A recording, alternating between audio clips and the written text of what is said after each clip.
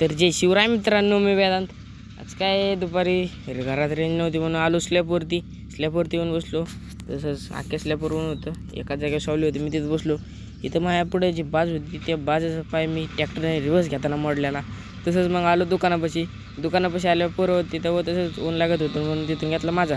संध्याकाळी घरी आलो, आजीने लावलेलं मग मला आकडे आणायला गेलो. व तसंच मग आजी म्हणली मला नाही लागत ठेवून दिली टाकून. व तसंच आलो खाली.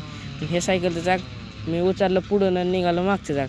असं हे उलटं झालं, पण जाऊन द्या.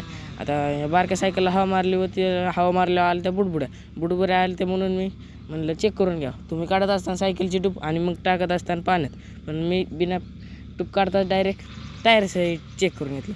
तर सायकलमध्ये काही पंक्चर नव्हती म्हणून आलो काकापाशी आल्यावर काकांचं चाललं ट्रॅक्टरचं काहीतरी काम.